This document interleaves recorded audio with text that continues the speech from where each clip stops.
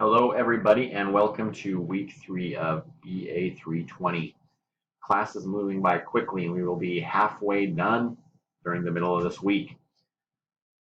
So as we're going forward, I'll start off with the same thing that I said last week. If you have any late homework, please get it in. I would be happy to grade it. It will be docked 20%, but that is still better than nothing. Every point will help when I come to calculate your final grade, so please get that in. This week, we are going to have a lot to do, so let's get into it and start talking about everything that is due. So you're going to have your discussion question, your lecture response, and assignment, but you also have a midterm. So let's start going through each one of these individually. Let's talk about the discussion question first. So with our discussion this week, we're going to talk about the foreign exchange system or exchange rates. In my example, I talk a little bit about the exchange rate of money when we went on vacation. So this year we went on a vacation to Mexico, and a peso down there had roughly, the exchange rate at our hotel was 17 to 1, but when I was out on the street buying souvenirs, some people would give me 18 to 1 or 19 to 1. So there wasn't ever really a set rate. There is a set official rate, but what people will give you varies. So why did my hotel give me less than what I could get when I was out on the street? Well, because my hotel wanted to make money. So I believe the official rate was right around 19 to 1. They took off 2 to 1, so they made a little extra money. When I went out to the vendors, they were making money off of the product, so they would bump it up to 18 to 1 or 19 to 1 because they could kind of cut that process out.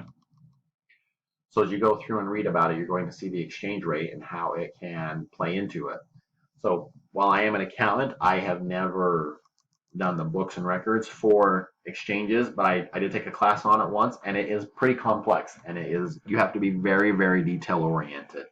You always have to be detail oriented in accounting, but with these exchange rates, one small slip up could have a monumental impact. And it's not something that's easy to correct. For example, if you're just entering an amount to your general ledger and say, oh, you know what, I accidentally moved the decimal place over, you can go back in and make a correction on that if it was just a data entry error. It might not have that big of an impact. But if you move the decimal place over to the right or the left while you're doing a currency transaction, that will have a huge impact. Or if you enter a number in wrong. So you always want to really watch what you're doing with that. So as you go through here, you are going to, it says, how do you think this would be used if you were doing business internationally? We live in Utah. If I go to California to buy something, is there an exchange rate? No. So this only applies internationally, as it's saying there. And this can be a blessing and a curse. Sometimes you're going to do good on exchange rates. Sometimes you are not going to do good. So as you dig into that, think about how it can be a blessing and a curse and try to support your decision on that. The book will have a lot of good information, but there are also tons of articles out there. If you Google exchange rates and potential problems or potential benefits, things like that, you're going to get a lot of different articles. So feel free to look things up like that and also talk about them as well. And then again, have your initial post done by Wednesday with 70 to 100 words and your 2 responses done by Sunday with at least 2 or 3 sentences or 30 words, however you want to go. Next, you will have your lecture response. Post your response to this, what you're watching, talk about what you learned, talk about what you need to do this week, different things like that. Don't give me 150 words on exchange rates. You can talk about exchange rates because we did talk about them already, but talk about what we talked about in the lecture and what you've learned. Next is your assignment. So let's pull this up. So for your assignment, you're going to have another paper that is due this week. On this one, we're going to talk about stock options. So stock options play a huge part in compensation for people. So with these stock options, we're going to talk about how they can be an investment vehicle for an employee, and they can also reduce risk to a company. So when I graduated from college, I had a job offer to go and work for a company, and as part of my compensation package, every year they would give me stock options. So when I started out, it wasn't very many, but it was something that I could get. That was an added bonus where they could go out and say, hey, here's your options. I would have to go out and essentially get those options, and then I could make up the difference from what they gave them to me at and what they were worth. So it was a way for the company to get the employee to be invested. For example, let's say that I am out there and I'm working for, we'll just use Apple. And Apple comes to me and says, Cody, we're going to give you these options along with all of the other employees. What's going to happen if I don't work hard and if none of the other employees work hard and the company falls apart? Our stocks are going to go down. What happens if I work hard, we're inventive, the company does great?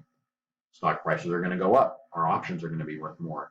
So it is a great way for companies to get employees to be invested. And then also with executive compensation, it is great for them because they are not actually handing over cold hard cash, like numbers on a paycheck or something, however you want to say. Nobody really uses cold hard cash anymore, but you get what I'm saying. It is a great way for them to get their executives to be very wealthy and very motivated. So stock options play a huge role in compensation packages. If you go out and you read about, just Google whatever your favorite company is.